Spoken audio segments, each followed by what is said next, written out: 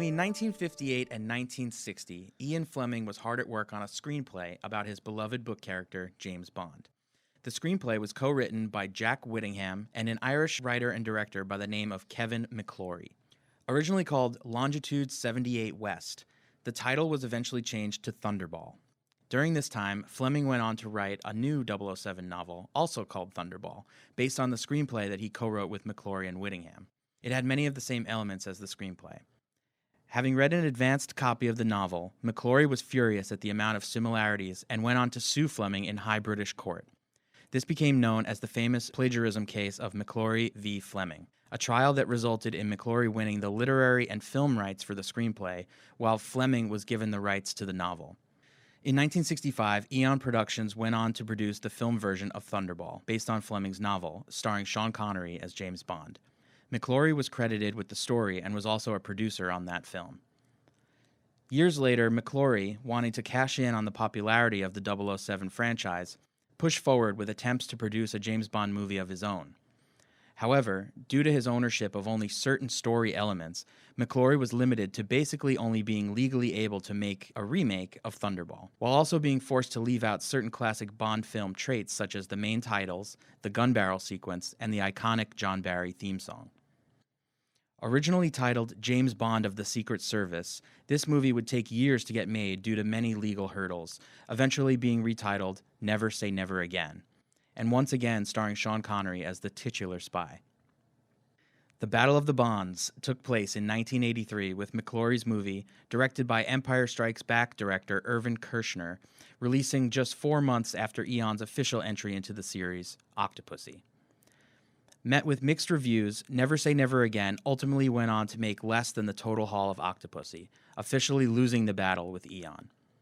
Years later, McClory wanted to remake Thunderball once again, this time under the new title of Warhead, but sadly that movie never came to be.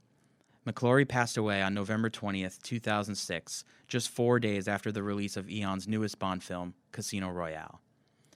This is the strange and unique story which resulted in the return of 52-year-old Sean Connery as super spy James Bond in Kevin McClory's 1983 remake of Thunderball, Never Say Never Again. Never, never say never again. Never, never say never again.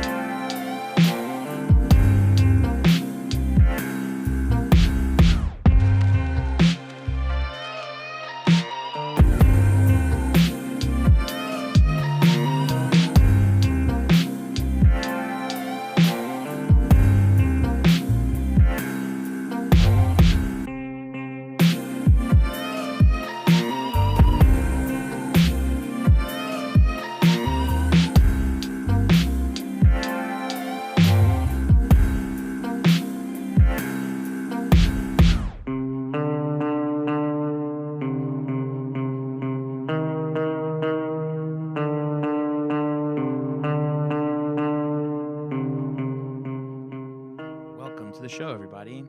Colin, Hello. Harris. Welcome. How you guys doing? Chris? Good. Chris is here, but he doesn't have a mic because someone was supposed to bring a mic, and that person was Chris, and he did bring a mic. But someone else was also supposed to bring a mic, and that was Harris, and he did not. I forgot my mic. I did not. I did not. I did not bring my mic. I did not. Yes, very sad. What'd you guys think of that song? We won't have Chris's lovely voice, but we do have his lovely beats. I think like the song a lot. That was the best version of that song that's ever been. It was certainly better than the original. 100% sure. Yeah. That Yes. song sucks. Not a great song. Not like I, where would I, it, I like is it okay. It's is- just you know, very. you've been humming it every time we talk about this movie for months. You never, It's Never say never again. never. I mean, it's uh, just that over and over again. Yeah, it's very catchy. I mean, like in a bad way, because Yeah, like in the worst it'll way. come back to you when you're like done watching the movie. You know, they wanted to get Bonnie Tyler to do that, and she heard the song, and she was like, Nah, I'm "Come good. on, Yeah. Yeah, no, come on." The whole song altogether has a very specific like mood and sound of what time it came from. And I everything. actually thought that, Chris, I think that your song like emphasized that feeling more. Like Yeah. when I watched the song, maybe it was like the scene that it plays over, which is terrible. Terrible scene, I mean. I don't know, it like took away from the song even more so, from a song that didn't need anything taken away from it because it didn't have much to go for. Wait, you're it talking anyway. about when he Wait, storms the I was compound? gonna Yeah. say, I was That gonna scene's say, not bad. I was gonna say, which scene are we talking about? Because they play the song a few. The song pops up a couple times in the movie. Yeah. They were Oh, getting I'm their- talking they were about the getting their money's opening. worth out of that. The opening? The storming my of the God. compound. I when don't he think sh- I don't think that scene's that bad until you get to the end of it. Here's or what- like the next scene, the beginning of the next scene Since is like since we're jumping in, I mean, let's talk about that opening scene. Let's just do it. yeah. So yeah, we don't have the gun barrel sequence like we do in the Eon ones. We don't have the elaborate opening title thing over the song. Right. So obviously, as I mentioned in the beautiful cold open, this movie has a lot of differences because this is the first James Bond movie that we're doing that's not technically part of the main series. It's its own thing. We'll be doing one more of these What later. I got out of it right from like the start of the whole opening, like the cheesy, the 007 thing that Like there's over like and a, over? Yeah, there's Oh, like yeah, a grid the of graphic. 007 graphics Yeah. that come down, and even the typeface that they use for the titles and this song. And then James Bond isn't spying in the cold open. He is literally like in commando gear invading a South American rebel hut with like flashbang grenades and machine guns, like And that machine gunning frisbee dudes to thing. death. And it was like this predates the movie Commando by 2 years, but I was getting strong Commando vibes from this. Oh yeah. He shoots a machine gun that doesn't like spray any fire or like Right. you could tell that they just added the sound effect in and Yep. he's just going like this. Which But kind I of mean, works with the plot development. it does work by the end of the scene, but as you're watching it, you're like, this is so Yeah. stupid. Tells you two things right off the bat. We are seriously in the 80s right now, and look at all the stuff he can still do. See, I wanted to ask Colin because Colin, you said that you felt like Octopussy had a very 80s feel to it, and we were both like, no, it still feels like the 70s to us. This movie came out the same year. Are Yeah. you getting more of an 80s like Yeah, this it's one? like- yeah, this it's one I all- just it's kept very on there. in my notes is just like.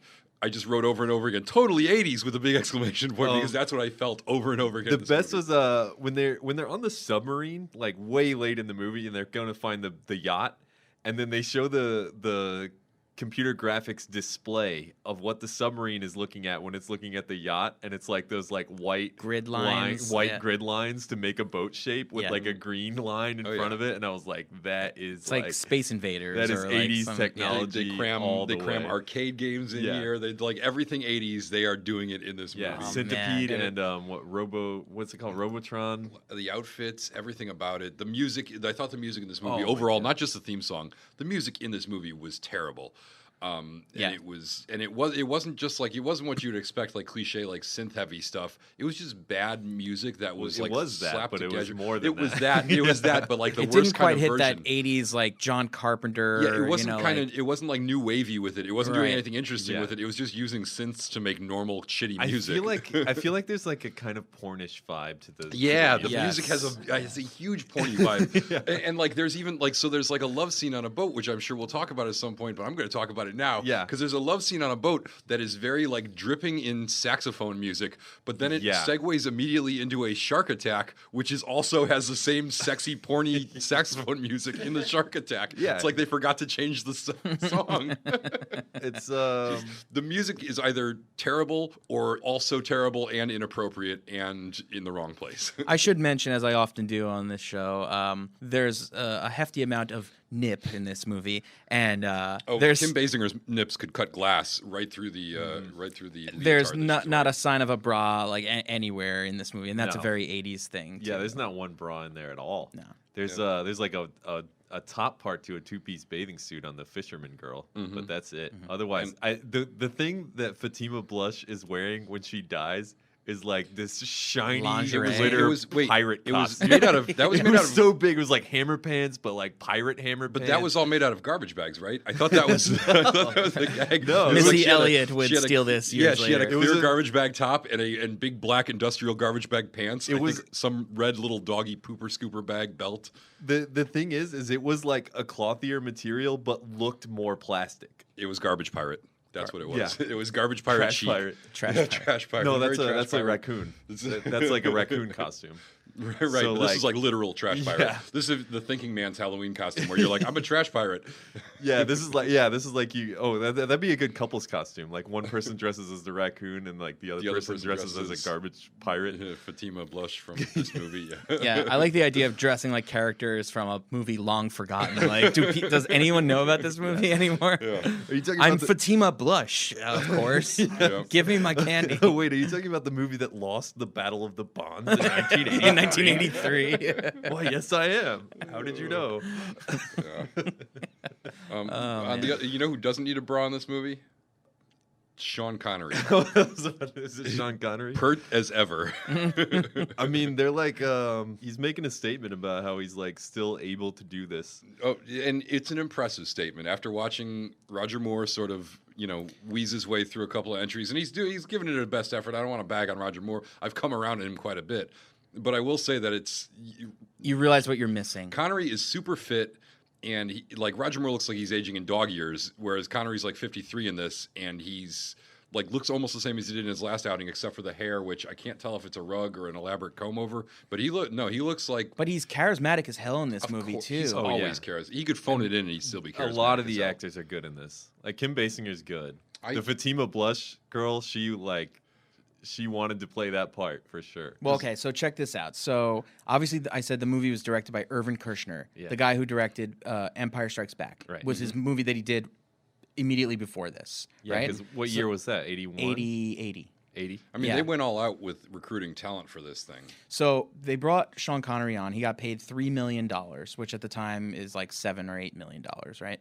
So And that's on a $36 million budget on this. yeah, so he was like, "I'll do this movie, but only if I have control over or final say over the casting." He's like, "The one thing that the Bond movies have done since I've left is they've notoriously chosen these horrible actors, and they don't spend a lot of money on good actors or good directors." So he's like, "I want that to change for this movie, and we're gonna, all the casting is gonna be approved by me, and we're getting a top director as And well." it sounds like he really because there's very few people that got cast in this movie that you don't hear a story about. Oh, Connery suggested this guy, or Connery said this, or like he was hands on with the guy who all that. played Largo, he was He's like hot. super creepy the whole time. Yeah, he was like nominated for acting for some foreign film. Yeah.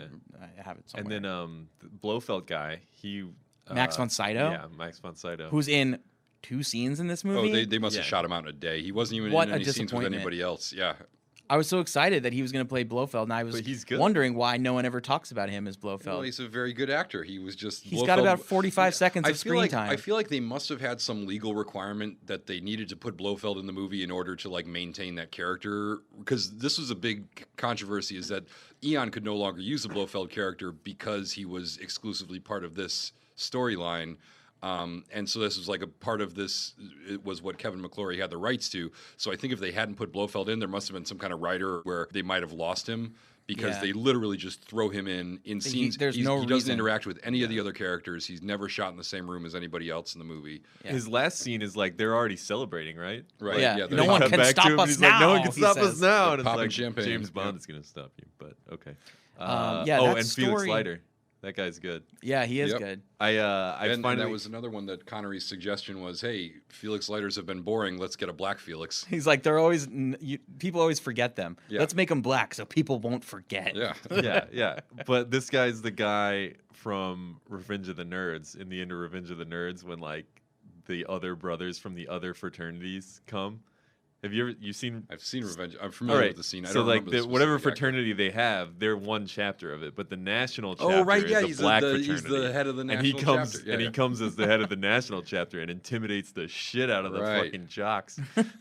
Yeah, he was. They he was had it good in coming. this. He was good in this, and Kershner was coming off of obviously a huge movie with Empire Strikes Back, which was a big jump for him because he had been a weird little indie. He also had worked with Connery before on a movie called was that movie called? I can't remember. Something weird where Connery. It's one of the stranger movies I've ever seen where Connery plays a poet in Greenwich Village who is like, Yeah, I don't remember the title. losing his mind. You've seen it? Yeah, it's That sounds insane. It is a bizarre movie that just gets weirder and weirder. But that was sort of what Kirshner built his reputation on, is these weird little indie character-driven things, which is why he got hired to do Empire, and then Empire got him hired to do this, and I assume this got him hired to do RoboCop 2, because he made a little career, and he turned his career as an indie character-driven RoboCop weirdo 2? He did director RoboCop 2. into just like That's big the one budget with like sequels. the red drug thing that they put in the robot, right? Yep. Yeah, And the okay. little kid is like the main villain, and And the Brain in the Jar, is that the one? Brain with in the Brain jar. Yeah. Yep. But it still has that guy, right? Who, RoboCop? No. Yes, it well, has yeah.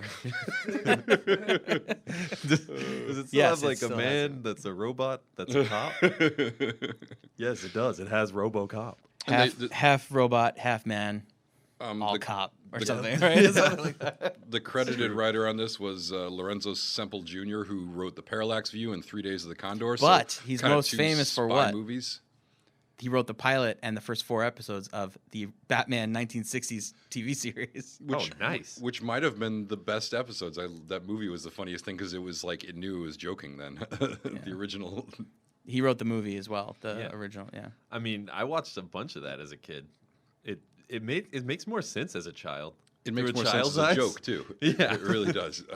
He wrote and also something the else. DP, which I'm sure we'll talk about quite a bit, was Douglas Slocum, who is known for 3 Indiana Jones movies. Right. So So and we that- were saying, like, I think this looks like visually something about like the grain or the color of it looks like way different than Octopussy did, and yeah, like way more 80s. But it's the same year, but like yeah, but Octopussy still has a look. Octopussy looks closer to Goldfinger than it does to this. You know, like this Yeah. is sort of the way they shot, the way they were still shooting the Eon movies. They had a very standard look that they were trying to recreate, which was to Old-fashioned, keep it yeah. old-fashioned, keep it sort of the standard that they had what people came to expect. And here, this is a little more cinematic and a little more where big budget movies were going at this time period. I think. Yeah, I was telling Colin before we started that I thought this movie, there were actual scenes that reminded me of Raiders of the Lost Ark. It looks very much like the same shooting style and the same lighting style, you know, especially the part at the end when they're in like the tomb or like whatever, that underground cave, whatever that is, you know. Oh yeah, that looked great. Yeah, Yeah. that was very Raiders-esque. The Yeah. underground. the well of the Tears of Allah. Yeah. Right. I think they did a good job of taking an existing story and making it a new story and making it cool in that way. Like the little things they added to make it a new story. Like, oh, we're gonna make it like Well, before we get too deep know. into the story, why don't we summarize it in less than 2 minutes? All right, here we go. So we start out in James Bond. He's like storming a fortress. He's getting in there. He's climbing on stuff. He's running around, punching people out. He throws like a frisbee and it distracts a guy, and he punches another guy. He blow darts a guy. And then we see him in the next thing. It was all just like a trick. He was doing a training and he failed because the woman he saved stabbed him. And Im is like pissed off and he's like, "You're not good anymore. You're going to the like health camp." And then he goes to health camp and he sees some weird shit going down. Fatima Blush is like this nurse, but she's a private nurse and she's doing some weird shit with a guy in his eye. Okay. So then we find out 2 nuclear missiles get stolen. Bond's on the case. He finds out that it's attached to this eye guy, and the main bad guy has got to be Mr. Largo on the boat because he found evidence on the eye guy. So he goes in. He tries to find him. He finds out Domino Patachi is this guy's brother who they used to create a replica of the president's eye so they could steal the missiles. And then he goes in and he like steals her heart, and then Mr. Largo gets pissed because he's like, this woman is like my property because I'm rich and I have a big boat. And then basically what happens after that is Bond fucks up the plan when Mr. Largo tries to put a nuke inside of like an oil well in a well underneath all the oil. We missed the whole part where we went to the Bahamas. There's a lot of stuff in the Bahamas. You forgot so much, but Yeah, you went to the Bahamas. You went to France. Yeah, but there's you like didn't mention Blofeld or the 3D video game, or there's like. other stuff. Am I out of my 2 minutes? They're still grinding I away. have 10 seconds left. Oh, well, You finished ahead of we time, got but you it. did it by only telling half the story. But like with the parts you added, I think we got it. Well, I think, basically.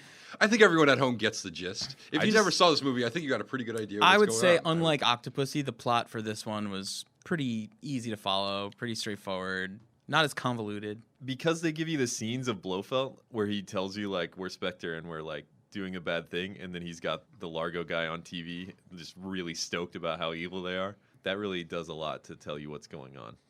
All right. Wouldn't that be funny if other movies, like non-Bond movies, had scenes where like Blofeld just appears and like explains the plot? Yeah, that'd be In a- great. Yeah. I mean, they do. It's like this Greek chorus character, and that's sort of what he. But we there are other. It's called lazy screenwriting usually. You know, just like If "Oh, I by don't the get my way." money, the Titanic will crash into an iceberg, and everyone will drown, especially Jack. Damn.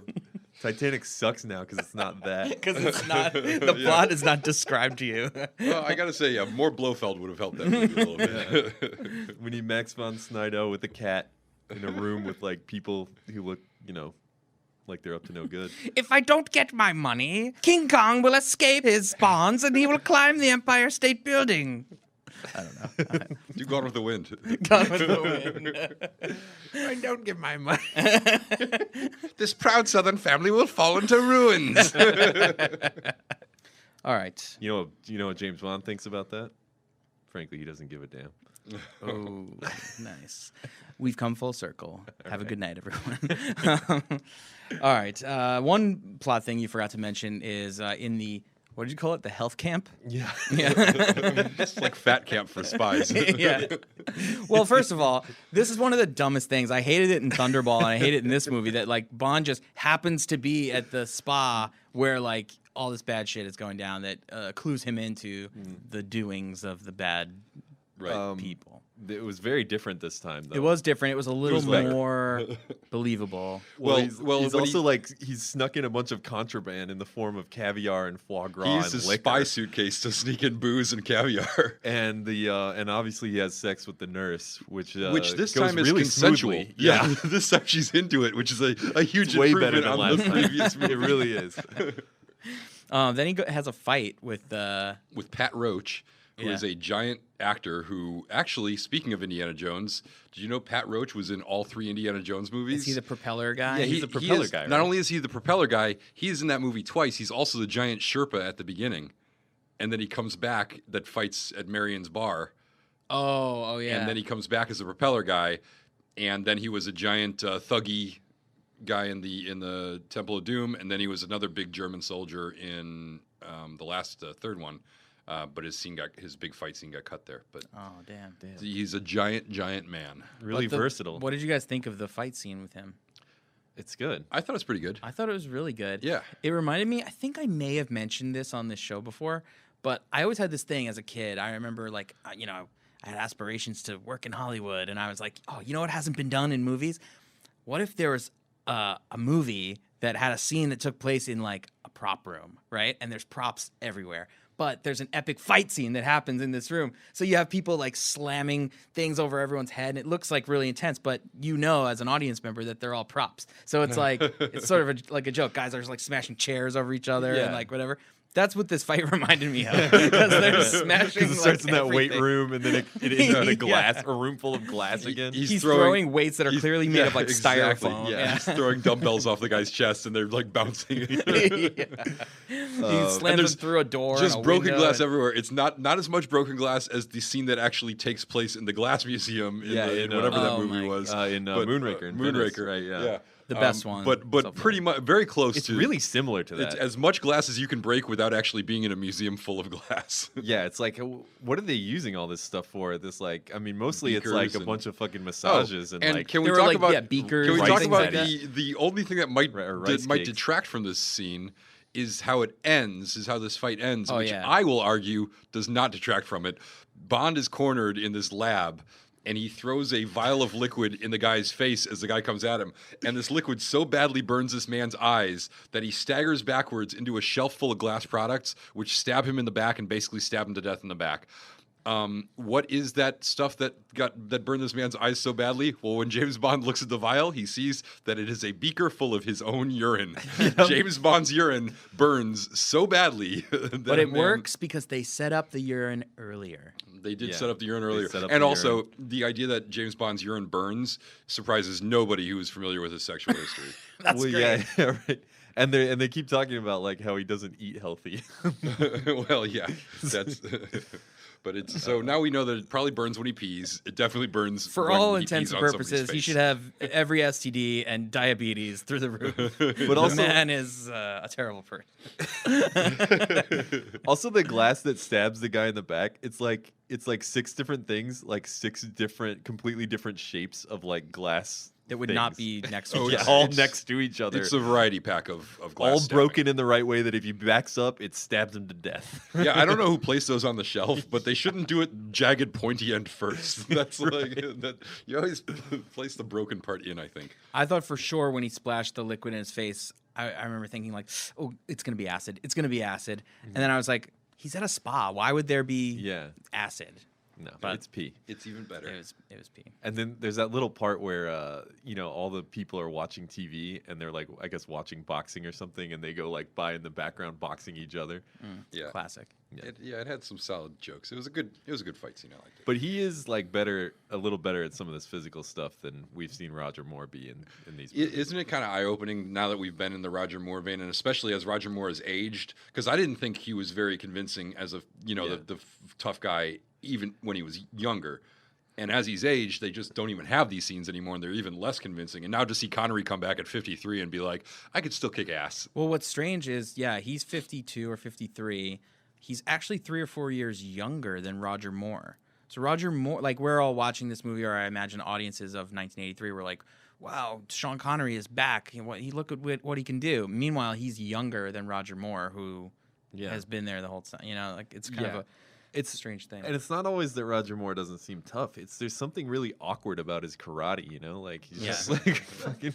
Well, I just think like Connery moves like a dancer. He's like an athlete. He just looks like an athlete, and Roger Moore doesn't. He looks like a British actor. And there's a difference. Let's talk about the villains. There's quite a few. Fatima Blush, she nailed it. She like just unabashed scenery chewing, but it's like, but that like, I think that over the top performance, like, how else are you going to play such a ridiculous character? She's like this deadly assassin who exclusively kills people in the most convoluted and unreliable ways.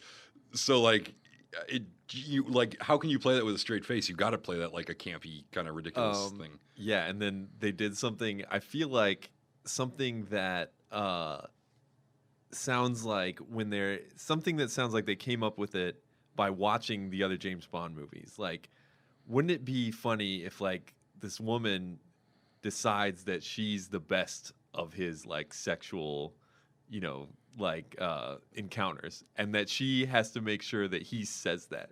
So she wants him to write it down and sign his name that she was the best sex. As she's about to kill him. As she's about to kill him. That was the stupidest part. Oh, it was so bad. It was just like in a movie that had She has several him stupid dead to moments. rights. She's got a gun pointed at him, right? And It's he's all got over. nowhere to go. And she could just kill him like that, but she asks him like, was I the best? And he's like, yeah, you were the best. No, that's not what he says. Oh, there was She's this like, girl in "Was I the best?" And Philadelphia. he's like, well, there was this girl in Philadelphia. She's like, silence! I was the best. Like, was that joke worth it if she like fucking puts a bullet between Well, your eyes?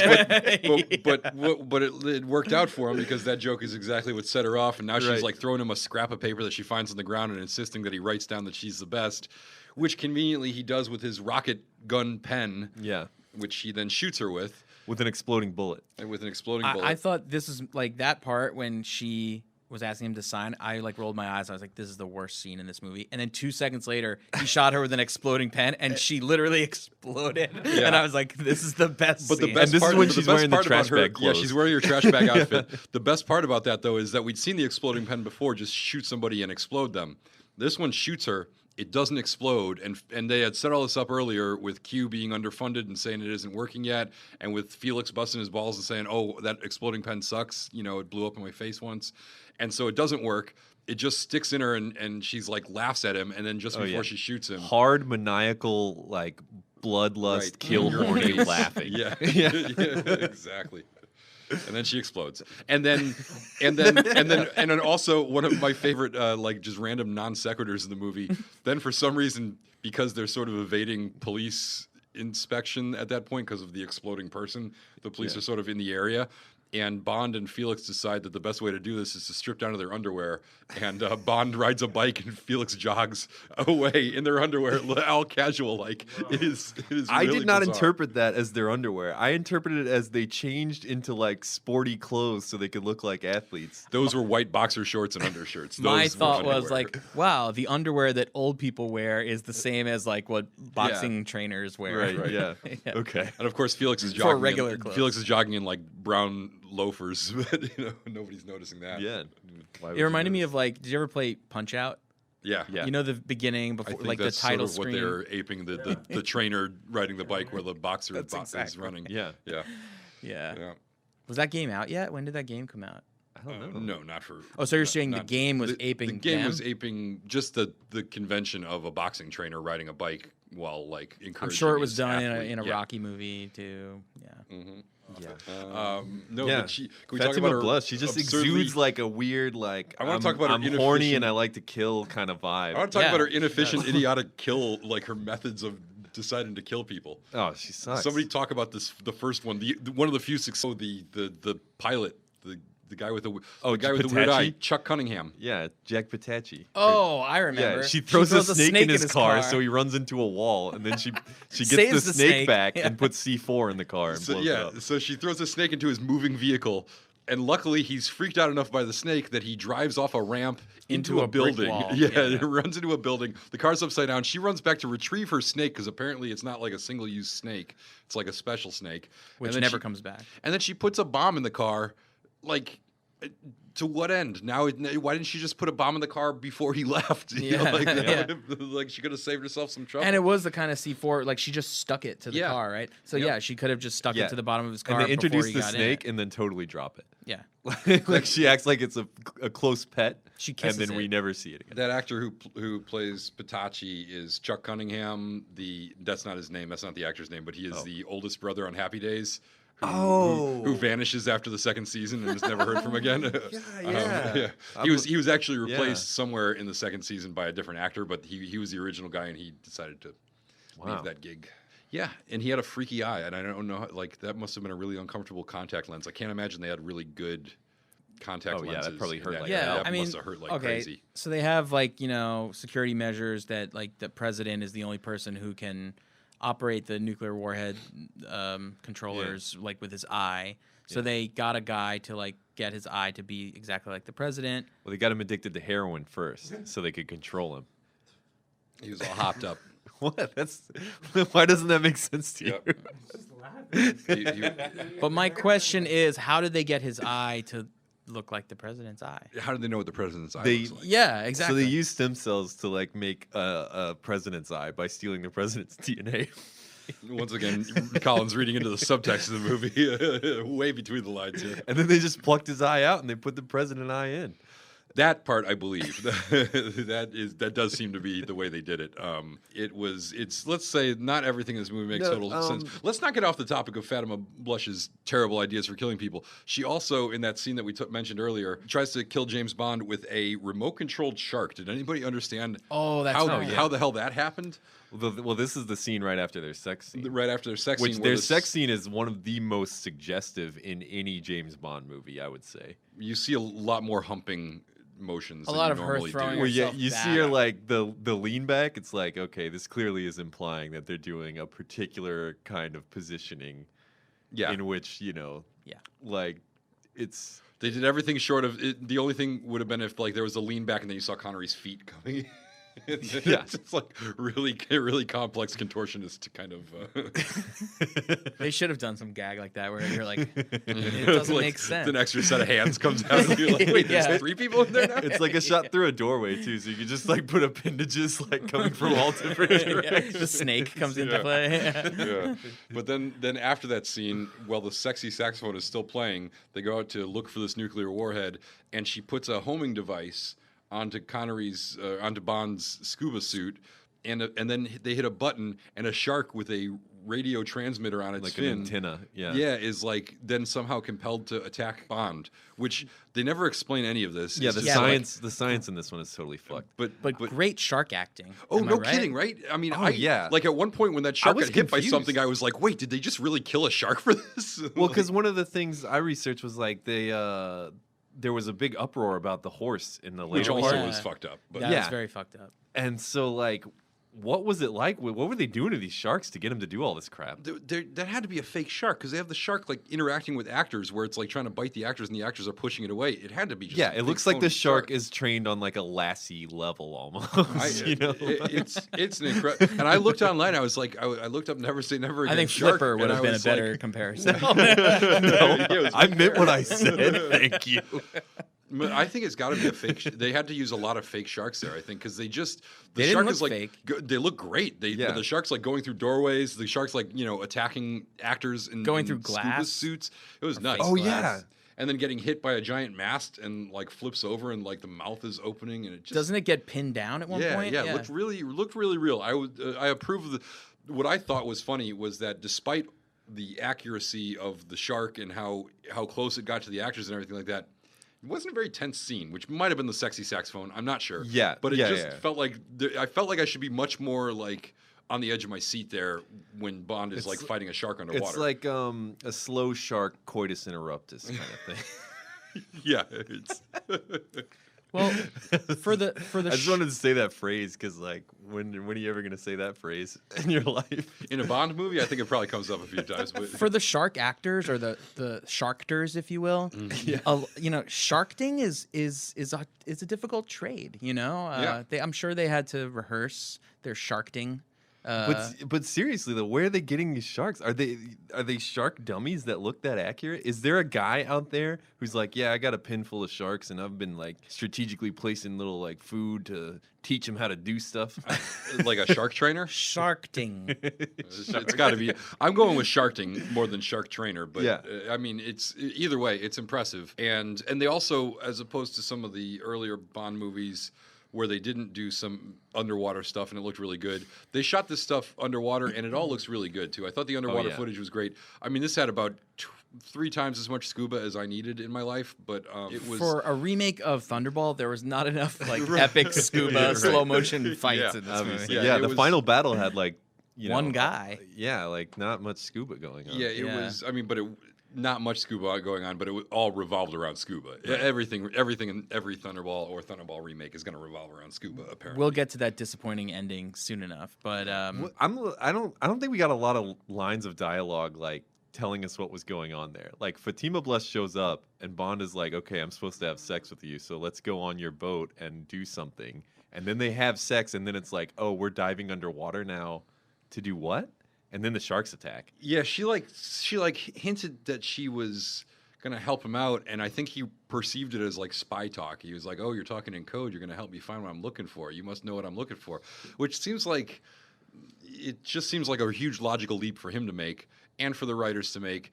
And once again, I mean, the little one bit. thing this has in common with the Eon movies is that the whys and the hows aren't as important as the get to the next sort of set piece and don't Right. think too much about it. Also, she shows up in the Bahamas water skiing inside the marina and literally water skis into the bar James Bond is in.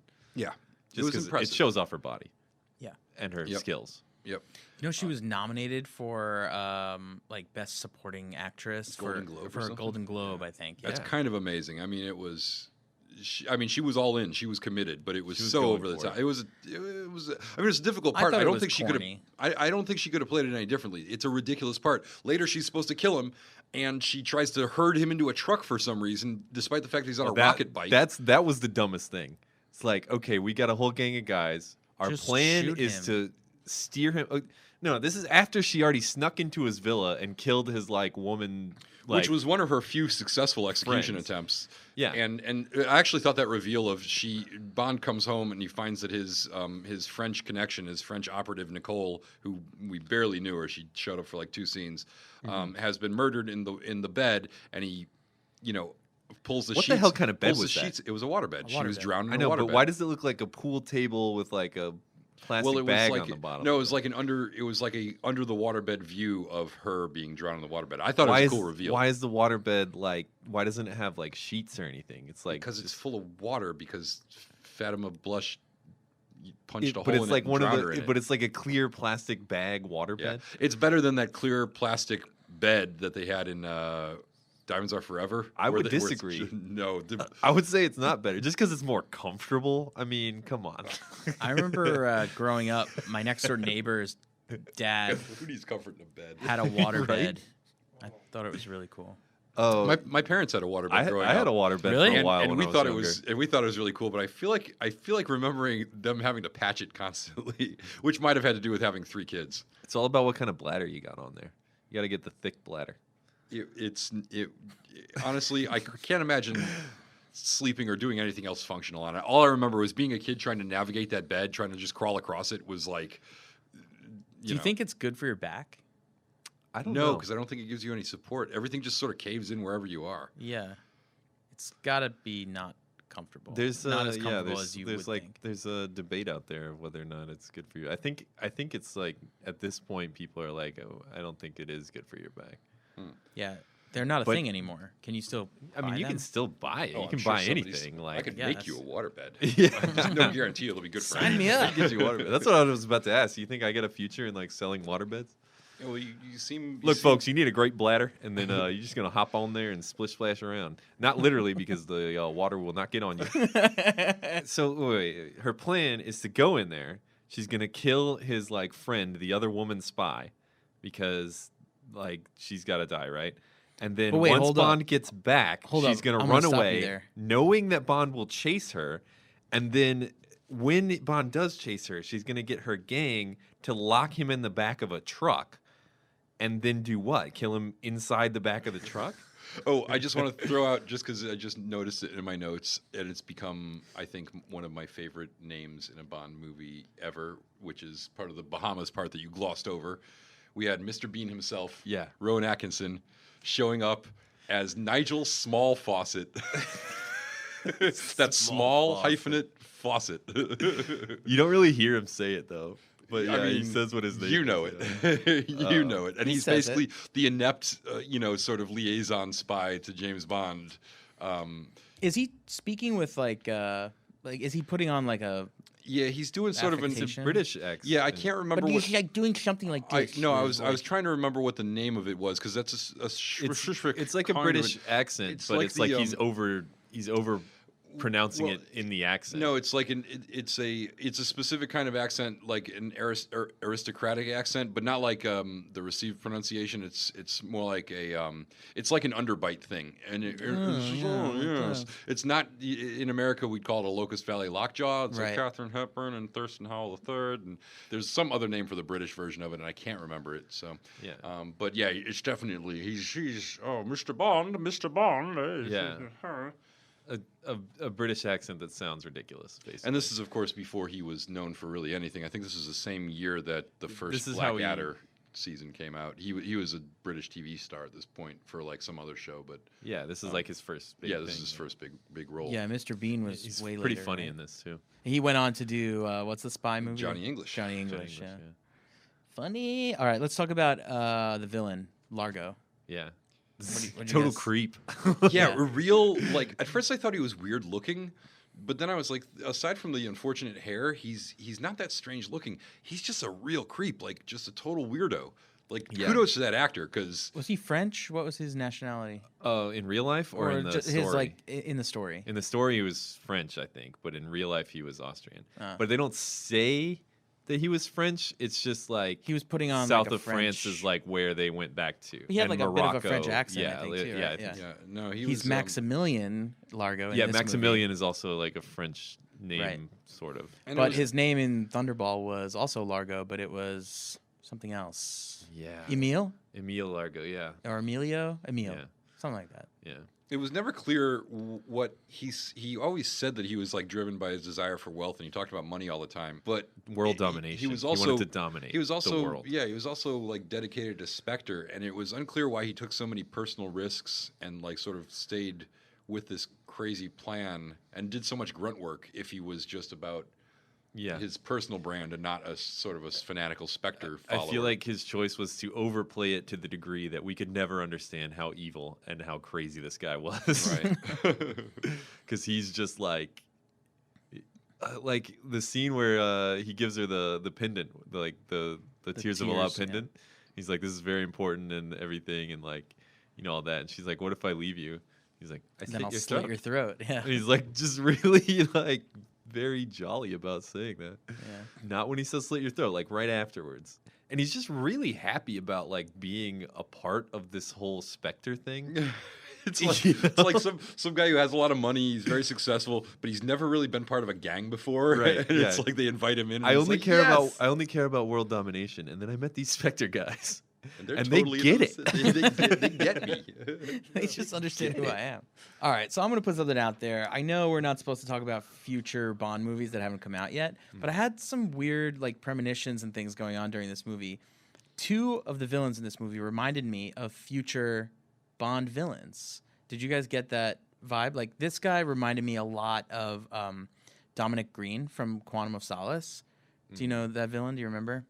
Have you seen that movie? Yeah. I know it's in the future and you haven't seen it yet, but it's one of my least watched Bond movies. Oh, yeah. We'll address that when we get to it. But very similar to that guy. He's French. He looks kind of the same. He's got that same like snake-like, weaselly kind of, sneaky tone. There's even a point where he picks up an axe and he like smashes mirrors with it. Yeah. He wields an axe in Quantum of Solace too.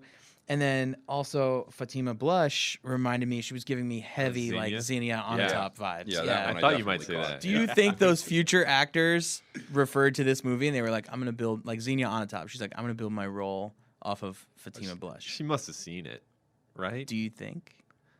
I don't know. It could just be a coincidence. They're both kind of over the top. There's no such thing as coincidence. I want to say what's her name in real life? Is it Famke? Yeah. Famke? I don't know how to say Sounds like Fatima. She's no. Right. They both start with F. Real she actually wasn't born to real parents. She was born by appearing in the theater after Fatima Blush performed. I thought this whole movie in general, there was definitely especially at the opening scene and some of the other stuff, you can see how Eon ended up with the Timothy Dalton Bond movies. Based on, this is like where cinema was going, and they were a little slow to adapt, but I believe like they had to have looked at this a couple of times and been like, this is kind of what this is what action movies are now. Yeah, the way it's shot and everything. It's like we're going to shoot the action of both, more coverage of the non-action scenes and different type of coverage of the action scenes. Mm-hmm. Yep. Yeah, the future, man. Yeah. Wow. Oh, God. Let's talk about Kim Basinger. Yeah, okay. Is it Basinger or Basinger? I don't Basinger. know. I think I've always said Basinger. I think early in her career, it was Basinger. People said that. But then everyone started pronouncing it wrong, and so now it's just what it is.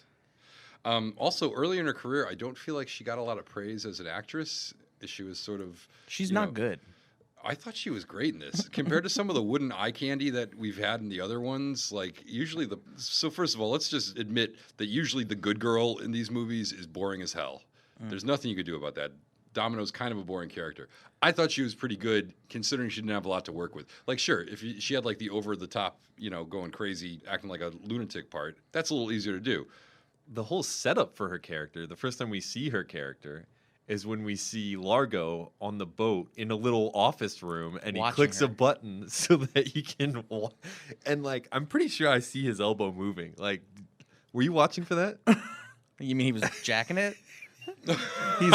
he's watching them do like calisthenics. Like, what are they doing? No, she's doing a dance instructor. Dance class, but she has a dance instructor and she has a dance studio on the yacht. And we didn't talk about the yacht, but let's hit that next. We will. So there's a big, insane yacht, and it has a dance studio and a dance instructor and like a sweet 80s, boombox and a piano, all the stuff you would want. Headbands and leg warmers. But also behind the mirror that has like the bar is like a little room for the villain to watch them. How's he not jacking Exactly. It's a jack room. but I think I saw his elbow move. That's all I'm saying. It's a masturbatorium. So let's talk about this yacht, which actually looks like an aircraft carrier. It is enormous. It's the biggest yacht biggest boat I've ever seen. Yeah. It's huge. It's a real boat. It was called the Nabila, No, something like that. Something, I and would then call the it- Trump princess, and then like Saudi Arabian. Yeah, it was sold. princess or They something. couldn't afford it would to call it upkeep FU it, money. so they sold it to Donald Trump. So Donald Trump owned the boat for a while. He had it. He spent $50 million and had it refinished. He or covered whatever. it all in gold. It sunk immediately to the bottom of the ocean. The No, most, he sold most, it to Saudis. Yeah. Which both of those Oh, sound you mean the plausible. thing that I just said wasn't true? Yeah, both of those sound true. The biggest change he made was like the helipad on the top of it has a big H. He changed it to a big T. For telecopter. He Telecopter. insists that they all be called Telepad. telecopters. This show's getting a little too political for me. Yeah. It's so like state of the art for 1983 too. It's just so big. I just couldn't get It's over it. monstrous. I get that a lot, guys. Can we get to the so we don't like Kim Basinger as I thought she was. I thought like she was her good. as a person, and I'm sure she is a lovely soul. But I think she's a little. She swims in the river of ham, if you know what I'm saying. She's a little hammy. Oh my How do you God. feel In about this her bathing movie- suit in the last scene? You know what I'm talking about? It's like the lion face as a one piece. I kind of forget. Like the very last scene is like they're doing it again, and Mr. Bean shows up, and she's wearing a bathing suit that's a one piece that's a print of like a lion's face. The Just trivia notice. about that said it was her actual bathing suit, a gift from the Playboy company. Wow. Makes sense. Interesting. Not a gift from Hef himself, but from Playboy Inc. or whatever. Ink. Yeah. Well, that used to be the trajectory to success. Is you were a model, and then you got some little parts, and then you posed in Playboy, and then you did a James Bond movie or something equally.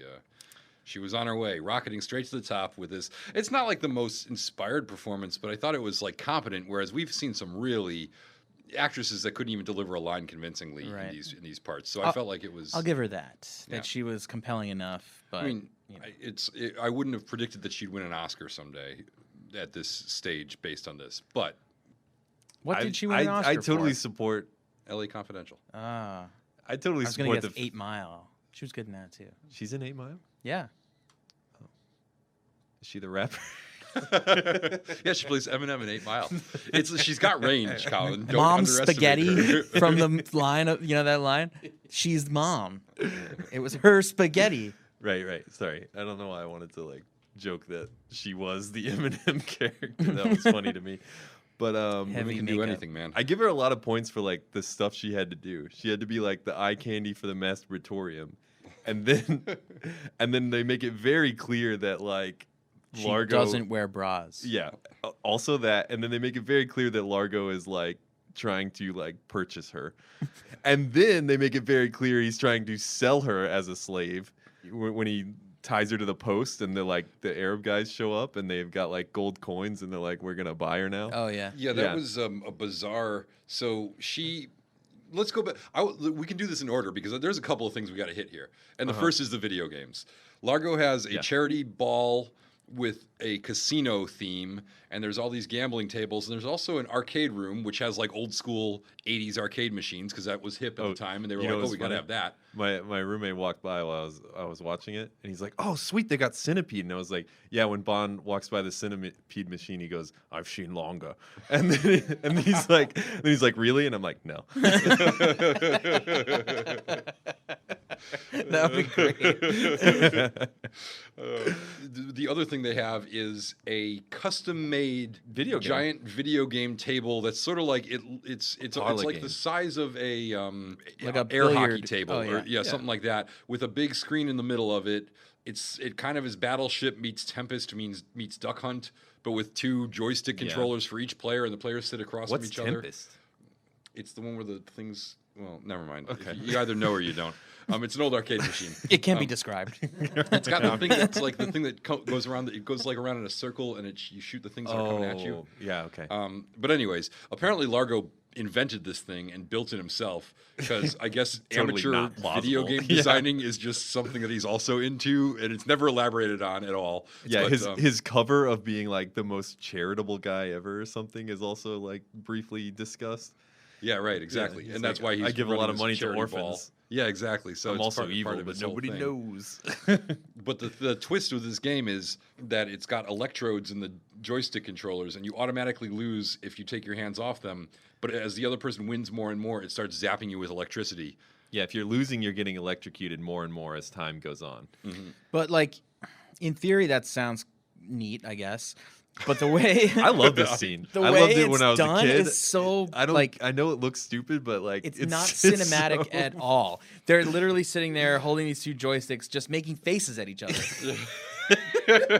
You don't know how much electricity is going through them. Why I weren't wish you our- impressed I by wish the our- technology? I wish our home listeners could see Matt's impression because it was spot on. It really Yeah. is. It's just these You two nailed guys it. like grimacing and sweating at each other, barely moving the joysticks, and you see like little pixels go around the screen. But it's like They do honestly, like 3 rounds of it, and then it's over. Bond falls to the ground, and I'm like, thank God, well, this Bond scene falls is to the over. ground in the No, second then he round. comes back. I know, but then he's like, oh, let's do one more, and I'm like, here we go. I was gonna say the way he falls to the ground is really funny too, because it's clear that he's like, okay, I have to fall here now. I'm gonna like, and then they're probably like off screen, like yeah, don't hurt yourself. Yeah. There's like a giant mattress and he just sort of flops into it, flops out of his he chair. barely like he's Yeah. like he's It getting, makes no he's sense. doing the too. grimacing If and you the were getting flexing, and electrocuted then like he this, just you would just kinda be like, oh, and like let go. Yeah. But he like- throws himself he, like, not backwards, but blasting lets away. go to the and then side. lightly falls onto. Yeah. And then later, of course, he goes double or nothing. Winner takes the world. Winner takes the world because it's whatever. It's this is whole geography. World thing. domination It's- is the name of the game. it's I think. And dumb. also, what the other thing that sucks about this scene is like you don't understand when they show the game. It just looks like a bunch of colors and lights and like there's no You rhyme don't or understand reason how to cool that technology It's- looks in 1983. It's- It's like it looks was. like It's shit. like it was invented by people who'd never either played a video game or even seen a it. video It's just game beep, before. beep, beep, beep, choo, choo, and like lights. Yeah, it's red. gibberish. Yeah. There's no way to It's- know how the it's controls work. Or basically- Do you anything think like like that. viewers in 1983, like he says, he's like, I'm red, you're blue. And so the audience is like, got it, right? Right. So then then they show that stuff, and there's red and blue lights. But do you think anyone in the audience is like, oh, red's got it? I had Red's trouble got it. following it, and I'm like sophisticated. Like we're at a stage where we've seen games that are similar of this, where there's Yeah. you know, and it still didn't make any damn sense. Similar games? You mean like Reversey? That's honestly, Colin. That is exactly what I was thinking of. I like this scene. I realize that it's bad, but like just the fact that happened. That's the like. What I also love too is that they're spectators. Oh yeah, everyone stops what they're doing to watch this shit show. Well, play they World go into this Domination? room, just the two of them, Yeah. and it's an empty room. And Yeah. he's like, "Hey, I got this secret game over here. You want to play?" Sure. They cut to the reverse of Sean Connery, and suddenly there's like 50 people. Word They- spread they on the probably- casino yeah. floor. And They went into that excluded all room. the. What We they gotta needed go was check the, this out. The close-up cutaways of lips whispering into ears. Largo's playing Bond. Largo's playing Bond. Purple monkey dishwasher. They're playing World Domination. What game is that? Shut up and go. And of course, when Largo's Bond game. wins the world, It's only 8 rounds long. and Let's go. and Largo owes him hundreds of thousands of dollars for losing the game. Mm-hmm. He trades it all for one dance with Domino, and then Domino and Bond go Tango. into the That's a ballroom. tango, right? Yes. Yeah. They go into the ballroom and they perform an elaborate, pinpoint, perfect choreographed tango that they don't know each other. Yeah, weirdest way to find out your brother's dead too. Yeah, exactly. Come on. So once again, everyone else in the entire party, this massive charity ball where everyone's supposed to be having a good all time, watching. they all stop to watch these two people they don't know Yeah. dance, and they do this elaborate ballroom dance where during the dance, Bond whispers into Domino's ear. He's nailing all the steps. Yeah, he's nailing all the steps. And then he goes, "Oh, by the way, your brother's dead, and your boyfriend killed him." And don't react. Yeah, keep He dancing. He can't. Keep dancing. dancing. And she does. She like. Yeah. She's like, "Oh, okay." Yeah, I give Kim Basinger a lot of credit for like all the stuff she had to do to like complete this film. I mean, that's a lot of stuff. And then there was even the thing that said Lot of like stuff. That actually should be on the poster. She had to do a lot of stuff. You should watch this Basically, movie. A lot of stuff. there was even the thing that said like Connery like was like came on a little too strong when they said their goodbyes or whatever. Oh yeah, I read Yeah. that. Oh yeah, some Me Too action going on there. They well, the way I read it was like a natural hug and a kiss that went into like a kind of hug and a kiss that she was not thinking was gonna happen or whatever. Yeah. Which you know is not as bad as like trying to force something or whatever, but it's still fucking It could take you by surprise. uncomfortable and not good. Oh, also, now that we have Connery back, He has big, like it's black, and it's all over my forearm. oh yeah, his tattoo is. They didn't even try to cover They didn't it up even now. try. Yeah. No. Well, now enough time has passed that It like we was can actually assume maybe he naturally went faded. and got a tattoo. And the character has sex. What, like Oh, 4 or 5 he bangs times? everybody. This yeah, is like this is like a record for banging people in he a Bond movie. because there's the nurse at the health camp, Mm-hmm. and then there's the Bahamian woman who's just like a fisherman woman, random fisherman and he just woman. like walks by her and he's like, "What are you looking to catch?" And she immediately says, "Oh, about 6'2" brown eyes," and then he's. But then no, it gets weirder. No, that's because in the then, movie. Then It's in there. Domino deserts him out at sea and tries to feed him to a shark, and Yeah. then she leaves. And when he comes up in the middle of the ocean with nobody around, He sees a what does fishing he see? hook. He sees a fishing boat, and it's her again. So my question is, did they introduce her earlier just so that would seem like less of a coincidence? Yeah. Because it actually makes it seem like a way bigger coincidence. Oh, hey, you, that person that I met just minutes ago. You happen to be in this part of the ocean It's too? because nobody can be more charming coming up out of the water pretending to be a fish that you just caught than Sean Connery. I would almost buy it more if it was a total stranger, someone he hadn't met, Exactly, and they just banged him, Yeah. as opposed to a previous person that he met. But then now she's got 2 scenes though. And I assume he also bangs his French connection, Nicole. Yep. And That's an assumption, but I think Pretty safe him one. and Felix Leiter got it on for sure. Well, yeah, I mean, you can cut the sexual tension with a knife. Oh, well, let's talk about Q or Algernon. Algernon. Algae. I like to call him Algae. Algae because we're Yeah. buds like that. wait, that's his name in the books? No. No, His they just name decided to give his him a is name for this Boothroyd, one. Right. Okay. So yeah. in this one, they give him a name, and There it's were a not the name from the few books. Parts in this movie where I thought, that they made that decision because they didn't have the rights to use. Oh, it. that's right, the lawsuit. That's possible. It's like you can But call then they him call Q. him Q. It's probably Well- like you can call him Q if you make it clear that that's not his name. you Well, know? they always referred to it as the Q branch. He always called the character Algernon or Algae, and the character referred to it as Q branch, which I don't know if that's a real name, but it's based on the Q ships, which were Q-tips? Am I pronouncing that right? Q ships. Wait, the rapper Q-tip? I think he was also named after the Q ships, but they were these decoy ships in World War II, maybe I think. Anyways, I thought it was called Q Branch because he was the quartermaster. that might be it too. But I think I read somewhere that Yeah, I'm this is always confused by British intelligence, like this whole MI6 They're and doing it all on this purpose. stuff. It's very confusing. Like CIA stuff, agents, simple. Right. Right? MI6, they got Qs, they got Ms. Commanders. What's going on here? Yeah, who knows. Is it the monarchy? possibly. Yeah. I'd say we blame the monarchy. Okay.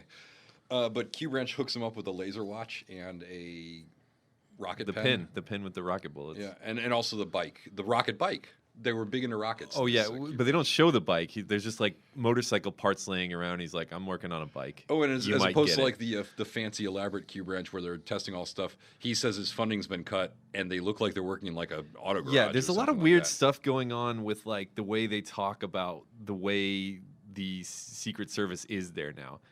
I hate the guy who plays M. He's Yeah, I didn't really like him either. bad. He looked like he was younger than Bond too. Yeah, but he was and also he like so the other M is like annoyed and kind of irked by Bond. but paternal. But this guy is just fucking livid all Well, the time, this- and also being kind of a douche. Well, this was speaking of later movies. This mirrored a lot the Ray Fiennes character because this Yeah, guy but he's because Ray this Fiennes guy way was better.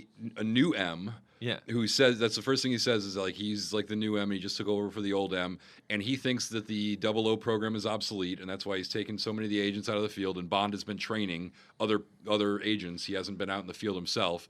And then at the end of the movie, he's come around after like begrudgingly dragging his feet to support Bond through the entire film. At the end of the movie, he realizes the world would be doomed without him. And tries to get him back, so it's sort of like that whole. That's his I think sort it's of arc. I think I agree it's that part it's terrible. the but- acting and part the writing, but instead of being a like unlikable character that we still love, it's like a character we hate, and like we don't like to hate. Yeah, he's kind of a slimy character.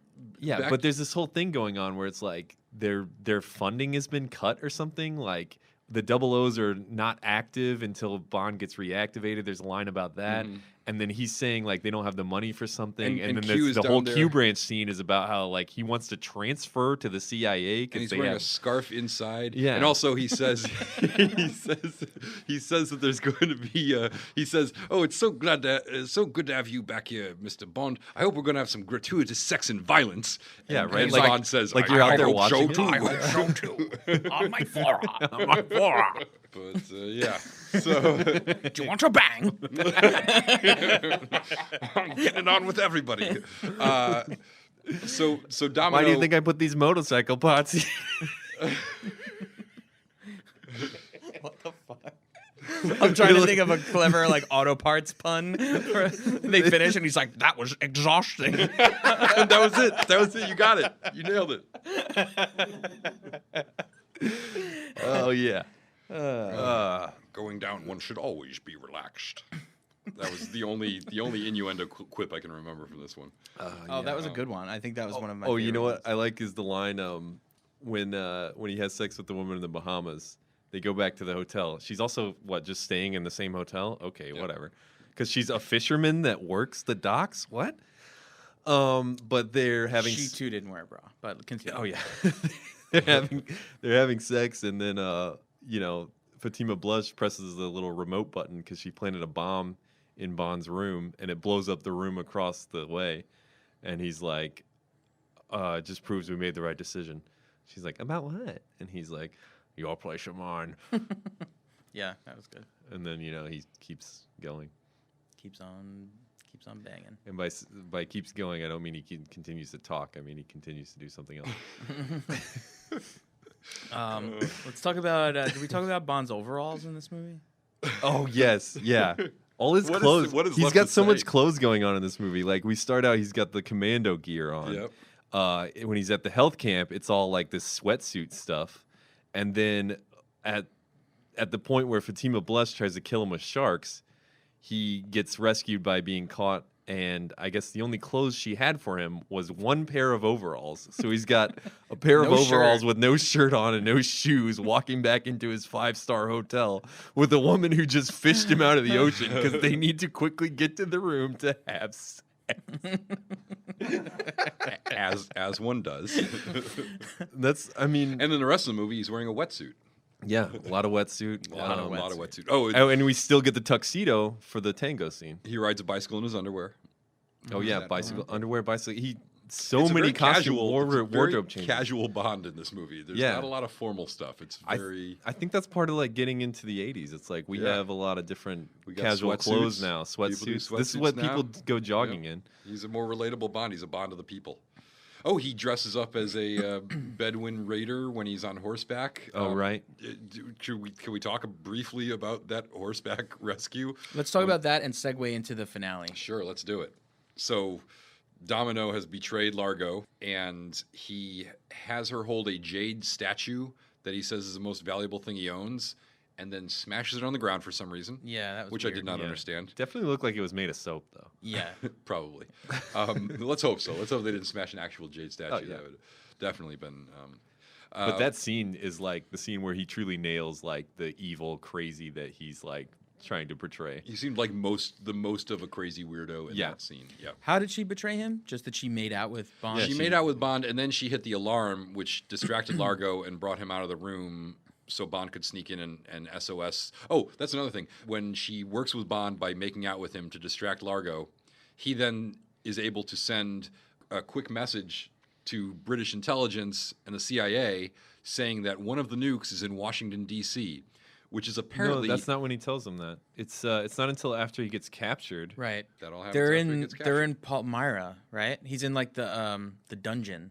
He has a conversation with him in the dungeon? Yeah. That's when Largo tells him where the Oh, right, nuclear yeah, bomb you're right. is. It's You're that right. classic thing of like, well, now that you've got me, you might as well tell me your whole plan. Oh, yeah, But while you're they're right, on you're the right. boat, he radios them to tell them like they're That going to North Palmyra. Africa. Yeah, That's right. So that's what he radios them to tell them there. But like then, okay, so then he gets to the place and he gets put in the dungeon and she gets tied to a post Outside his window, where he she could will see. be sold to a band of Bedouin raiders to the highest bidder by some sleazy auction guy. yeah.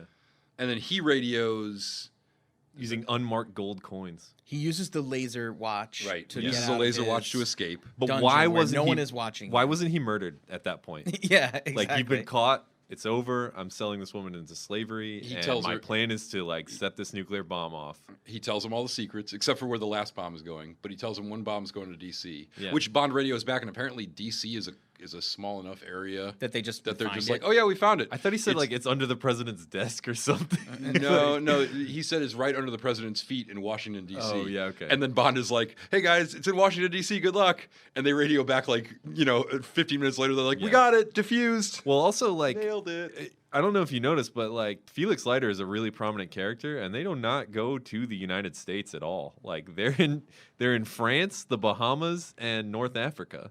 Yeah. Well, I thought the Washington D.C. thing actually they'd be able to cut to a scene where like Felix is there, or like Felix being in this movie would have something to do. Like, oh, of course it's in Washington D.C. because Felix is in this movie. He's like fully like world he's travel. fully like buddying up for action though. Like oh, in yeah, this he's one. ready. I like how they both try to get onto the boat, and then the door closes, and Yeah. Felix is just like, Damn. I guess I'm missed done. the boat. Then when they go in for the final battle, all the the army guys show up, and they're like, and he's like, "Don't use the heavy stuff. Bond's still in there." Oh, so you were saying about the Oh yeah, Bond Yeah. escapes and Right. he dresses and he tackles a guy's horse and knocks the guy off, and then he rides the horse and puts like a little rag on his head so nobody can spot him, and dressed up as one of these Bedouins or whatever they are, and then rescues Domino, and there's a horse chase throughout this like castle. right, and they get to a cliff, and you think that they're done for, and then what did they just start? jump off. He Oh, sa- they he jump says- off He the says, cliff, "Hold that's right. on," and then there's a close-up shot that is one of the worst shots in the movie. A close-up, like clearly All green the shots in screen this shot. are bad because the horse goes like back and forth in the same direction, and like it doesn't make geographical sense. Right. This is one of those things that looks like what we were talking about with the last movie, where it's like they're doing this lazy filmmaking thing, where it's like to get the action they want, they don't have to show us what's going on in space because they're cheating it all. Exactly. Right. Yeah, Right. there's so many geography cheats here. The Yeah. horse is just basically running back and forth along this wall, which I assume is a low wall. Then you see the horse jump over the wall, which is supposed to be his castle on a cliff. And then you see a close-up of Bond and Domino's faces like go by the camera, but it's clearly like the camera moving past them in a green screen, and they're Right. supposed to be making like, oh shit faces. Yeah. Oh, Isn't it shit. slow mo? But then it Then cuts. it cuts to a shot that looks like Poochie going back to his home planet. It's clearly like a shot of like a horse, but the horse isn't like floating. It's like a horse standing almost. That's just moving down a plate of like this castle, like down the side of the wall. This castle. It's just This like wide shot of like looks very fake. It definitely just looks But like somebody's then- moving a little horse puppet. Then it cuts to a shot like looking down at the water, and you see like Bond and Domino, and then the horse land in the water, and Land right at its back. it's a real horse, and they really like threw a Yeah. horse. I don't know how they did it, but Probably just but like the you horse said, looks just like threw a it horse. wasn't jumping into the water on purpose. It Yeah. looks like it's falling. I can Yeah. almost guarantee you this was not the horse's idea. and this movie actually caught a lot of flack for that, Yeah. and like it started the whole, or it didn't start it, but it perpetuated the. No Yeah, animals animals were not harmed, harmed. yeah. Yeah.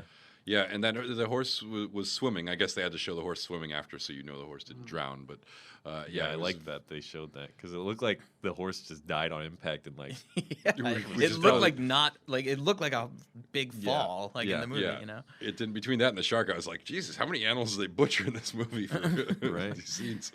So then it's revealed that the who is it? The British Navy starts shooting. I think it's the No, American the Or Navy. it's Navy. the Americans. Oh, okay. That's what I was saying. Like, there's a ton of American presence here, but like none of it takes place in the U.S. It makes no sense. Well, it's American nukes that got stolen. Yeah, that's Oh, true. yeah, that is true. And at this point, America had its little hands in everything. Yeah, so they start shooting the cliffside and they kill all the Arab. Yeah, these guys are shooting with 70-year-old rifles at these people in the water, and the U.S. Navy responds with Anti-aircraft. anti-aircraft guns blowing up the entirety of the castle. It might have been overkill, but it got the job done. And so then they get on the American boat, and they have to catch up with Largo, who is planting the last nukes. At the in- Tears of Allah. Tears Yeah, of Tears Allah. of Allah, The well, which yeah. which happens to be right beneath oil fields in Morocco, Well, it's Morocco, Saudi yeah. Arabia, somewhere like that. In the It's this- story, it's Morocco Okay. because they say North Africa. They don't specifically say North Africa, but Morocco is directly south of France in North Africa. How would you describe what do you call the underground cave, like where all those like markings are, and it's like an underground, It's like an ancient relic, temple. ancient tomb, Yeah. or ancient temple. but it's like there's water everywhere. it's a It's really like- good set. Yeah, it's cool. What I took, like, okay, maybe I was like half watching at this point or whatever, but Always a great Oh, endorsement. this is another Yeah. one where the end just drags. You know, like by the time they get saved, it's like we got to go in and have a final battle in this like place. Yeah, the set is Bond- really helping it a lot, actually. That it's a good set, right. because by this point, it's like this is taking forever. So Bond and Leiter are down there and they're lighting the place up. Yeah. You know? Yeah. They're shooting everywhere, right? And like the place starts to crumble and the set is falling. Not the set, but like the rocks and the like walls are starting Bond to is fall. knocking over statues. Yeah, Mm-hmm. and then maybe I blinked or something, but I thought that Largo ran out of there, and then like I didn't realize a person was taking the bomb Yeah. down under the water, so that It doesn't tell you exactly what the plan was. You know what I mean? Well, Like, they mentioned earlier that his plan was to blow up a nuclear bomb underneath these huge oil reserves, thereby depleting Yeah. that area of their oil and making his oil more valuable. Right. So that was the overall plan. And to do that, he had to take an underground river with his Yeah. little scuba sled there. But they don't talk about exactly what's going on, and at this point, like all hell's breaking loose. Well, yeah, anyways, they're not saying exactly so specifically. but Bond follows, or no, he can't follow Largo because it there's a cave-in. crumbles and there's a cave in and it blocks the entryway. So he goes on a helicopter on a swing on a helicopter. He's like in a little swing dangling from a helicopter. and he does a cool drop. yeah, right? he's dressed up in his scuba suit. Oh, we missed the little rocket jetpack things Oh, that shit. shoot them out of the submarine. Oh, yeah. The XT-7Bs.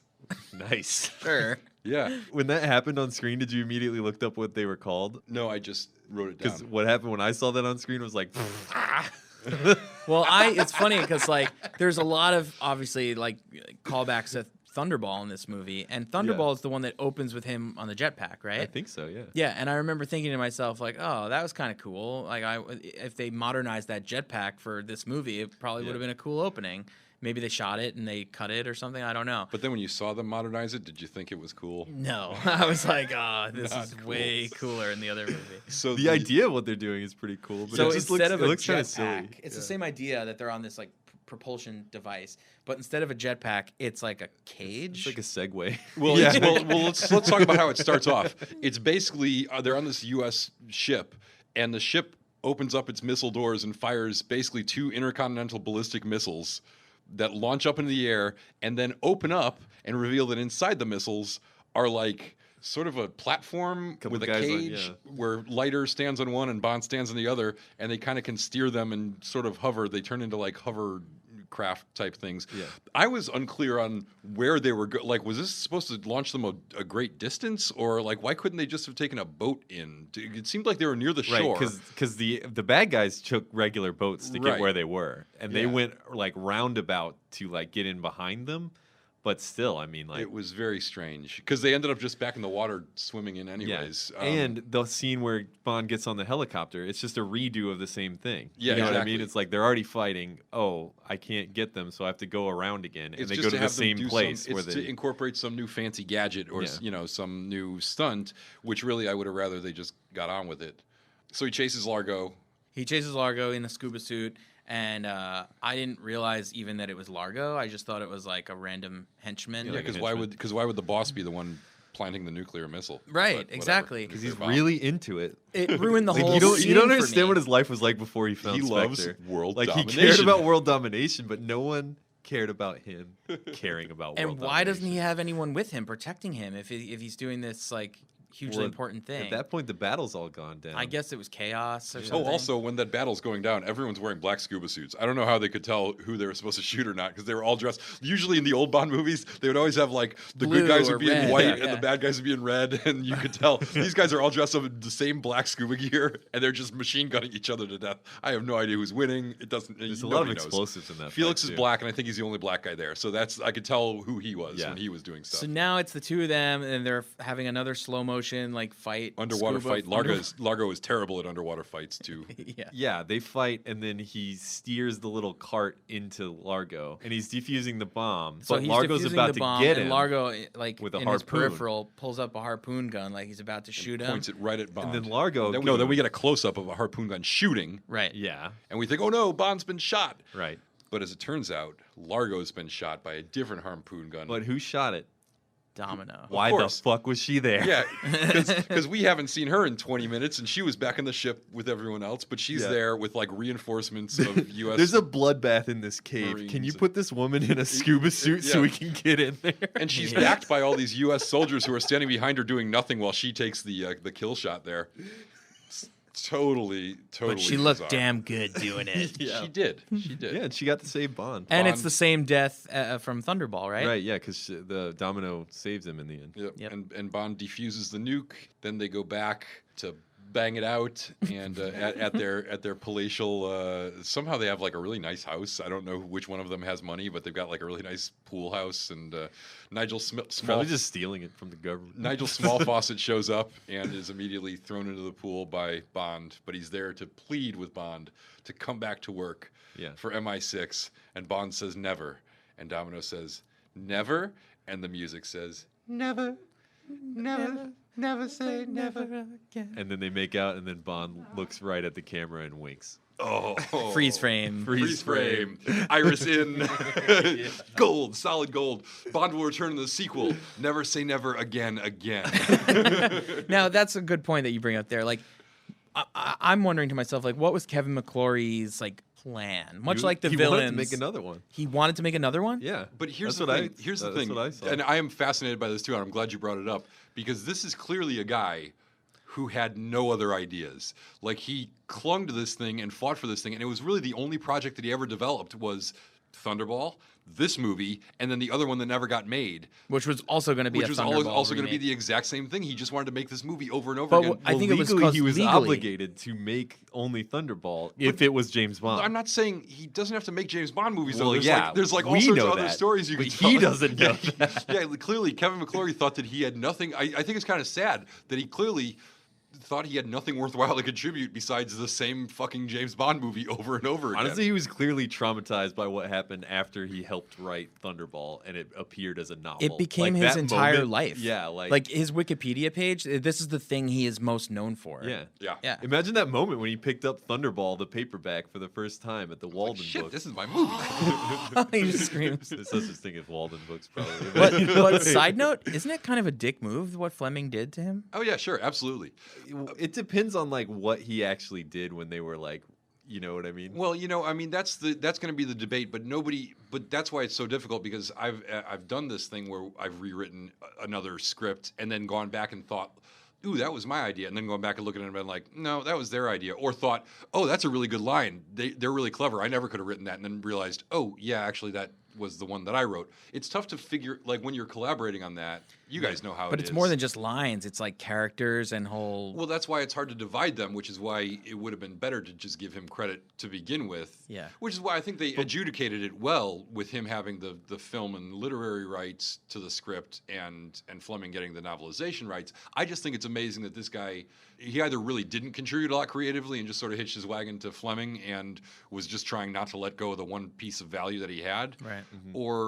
Or he just got so focused on this that he stopped doing anything else, because if he had any other, It I seems think like once he committed to suing, like that was like a big commitment. but and you then can still do other projects. This is like these were decades in the True, making. true. You know, I and, he, don't and know. he really didn't I get just- anything else off the ground. Just imagine that moment when he like realized that He'd like been screwed. Do you know where the title of this movie comes from? Did you guys read From about it? Connery saying he would never do another Bond movie? It's from Connery's wife. Really? He came home and he was like, "Never again. I'll never do a Bond movie again." And she was like, "Never say never again." Why is she 80 years old? That was my female version of his voice. I'm just picturing him with a wig on. Oh, That's what his wife looks like. I feel like he's his own wife. But have you ever that would be seen Sean's wife though? Of course. Yeah, sure. She's about 6'2". She got a huge tattoo on her forearm. She's graceful, elegant, beautiful dancer's legs, really. Oh, let me fetch your tea. Sean will be right in. Sorry to keep you waiting. Now I'm going to leave the room so my wife can bring the tea back. It's a Mrs. Doubtfire situation. He misses Doubtfire and everybody.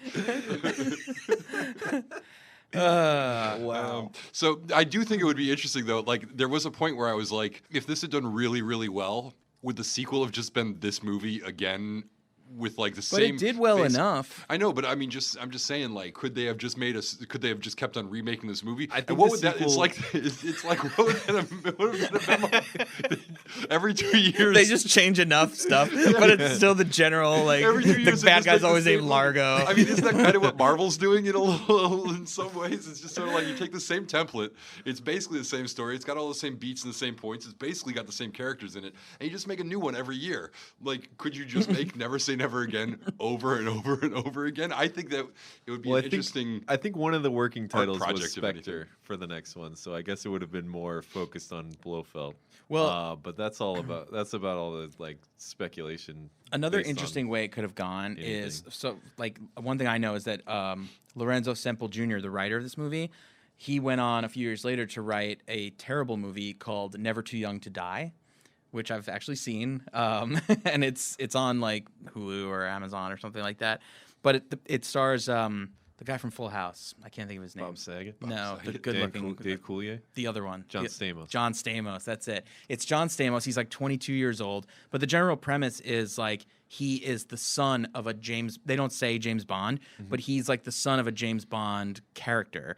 And the father played by, he played James Bond in On Her Majesty's Secret Service. Lesman. Yeah, George. George Lazenby plays the father. He dies in the first scene. And then John Stamos has to like take up the mantle. It sounds like a sitcom plot, but like, I don't know. I'm sitting here going, that sounds pretty good. Yeah, essentially a James Bond Jr. sort of thing, Yeah. like the son of Bond. Like that's kind of a thing he could have done. Probably it keeps yeah, it in the totally. world of James Bond, but it like makes it different Sure. enough. A little spin-off. It's an interesting concept. It's certainly, there were places to take this. Yeah, I just think it's funny that this was a successful movie with a good team behind it that never really went anywhere. You know, that they never. I got do the think band it's back together. interesting that they lost the Battle of the Bonds, but by But won by comparable heart. numbers. You know what I mean? Yeah. Like, Yeah, it wasn't like an overwhelming Yeah, loss. It was right. like slight. It made like $10 million, Which is, less. It was I- a very successful movie. also, like going back to when I was a kid, I really didn't get any of this, and I'm like, I just thought that the economics of going to the movies at that point was driven by extreme demand. People just love that Bond shit.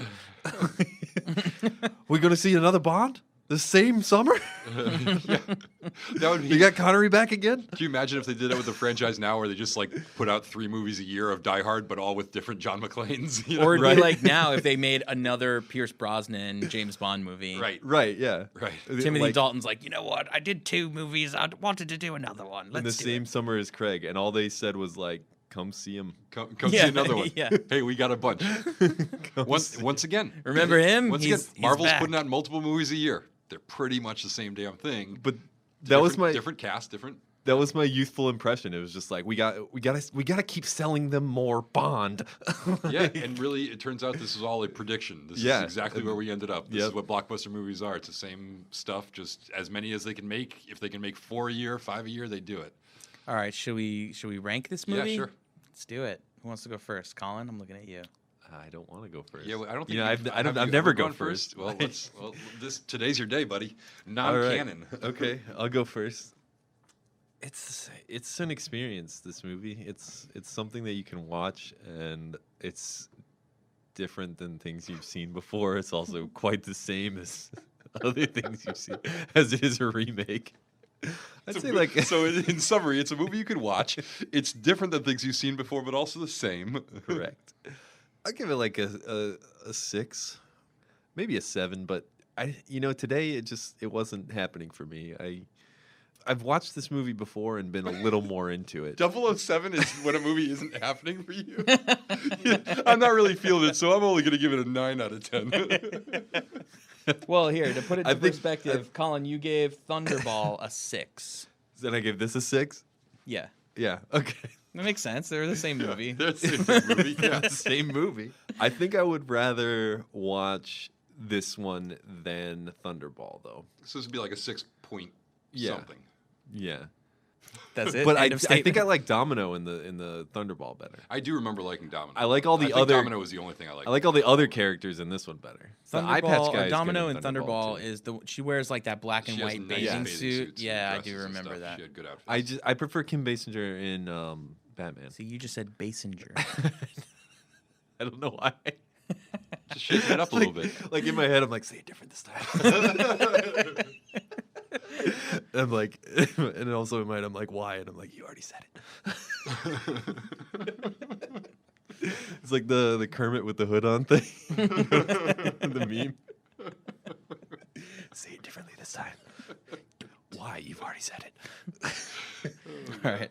Oh wait. License to watch. Yeah, I would give it a license to watch. I too would give it a license to watch because I feel like this was my first time seeing this movie. I had never seen this. I knew that it was essentially a remake of Thunderball, but other than that, I had never seen any clips from it. I've never seen anything in regards to this movie, so it was a total new viewing experience for me in that regard.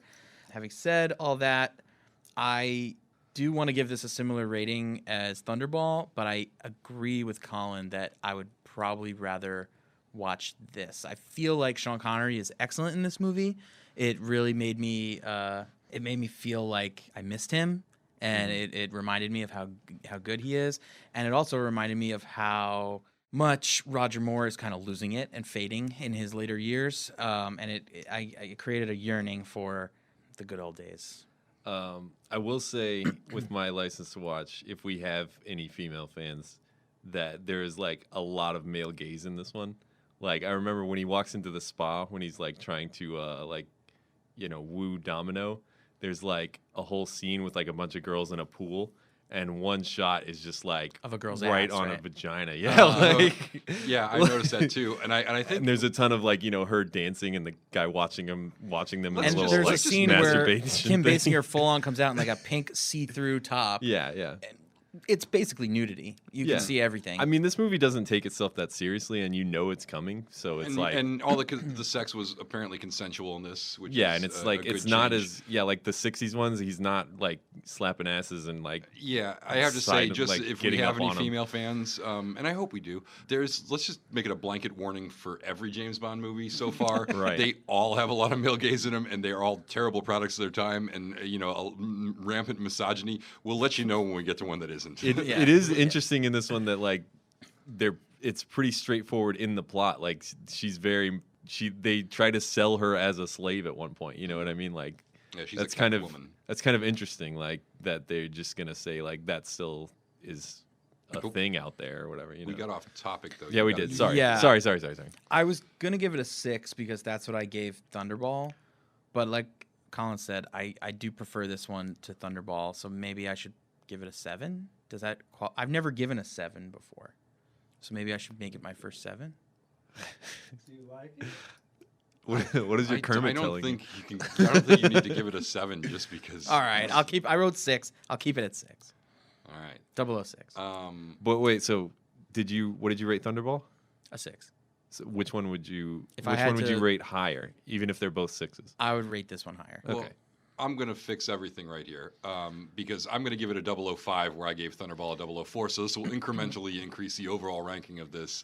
And I did that before. I just checked what I had given Thunderball just to confirm, but I already had 005 down, and I feel pretty good about that. I actually felt like this should probably be lower, but it's so good to have Connery back, aging like fine wine, swinging dick first in every scene. Just as the Eon films like descend into Grandpa Bond's cornball factory with Roger Moore. Grandpa Bonds. We All talked. your phrases that you've got for this are great. we talked last month about how Octopussy, if it wasn't a Bond film, it would be like one of those so campy, it's so bad it's good movies. And this one, I feel like if it's not a great Bond film, but it's a solid, if slightly dated like 80s action movie. Yeah, and I it's really very that's that, what I yeah. enjoyed about it. I didn't as a Bond film, it's okay. As an 80s action movie, I thought it was fun and a product of its time. And I think that, like I said earlier, the marriage of these two elements of the Bond with the 80s action has really informed the Timothy Dalton Bond movies, which Yeah. I think I'm excited to take another look at now, having seen all this other stuff. Yeah, I'm Well, ready. interestingly enough, I think you had said last time for Octopussy that had it not been a Bond movie, it would be considered a bad movie that, like, it would be looked back upon as, like, laughably Right. bad. Whereas this movie, I feel, if it weren't a Bond movie, it would be maybe forgotten. It would Maybe, be yeah. kind of Yeah. like, oh, what is this movie? But anybody who saw it would be like, "Oh, that wasn't that bad." That Yeah, was, yeah. It was an entertaining. Yeah, it that would was a be fun one. It action would be romp. one that people who were into the genre would all know. though, Right. It I wouldn't be think. considered a classic, Right. much like the way it is not. Exactly. Yeah. So, License to Watch, sure, why not? We gave it a firm go for it. Yeah, go for it. So yeah, there you go. That's the I'm show. the only one who liked that video game scene though. But that's the only thing I remember from watching it as a kid, though. Yeah, is a video game scene. Something about that. scene is All very, right, like- rate, review, subscribe. This is the show. Thank you for listening. Hit up our inbox at Bondcast, jamesbondcast@gmail.com. No one has done it yet. You could be the first. Send in a question. Tell us Email you us. hate us. Give Email. us. Tell us if you're feeling like real hate. It's okay. Just go ahead and If email. you have strong feelings about the show in any direction, If or you even don't- if neutral you don't, feelings about yeah. this show, reach out. You might get a shout out on the air. We often have a thread under the James Bond subreddit on reddit.com where I post every episode. So go ahead and review us, make fun of us, talk to us, give us something. Somebody Sure. talk to me. Help us spread the word of Bond. Yep. We'll be back next time with Roger Moore yet again in A View to a Kill. Dance into the fire. For real, C-Rock.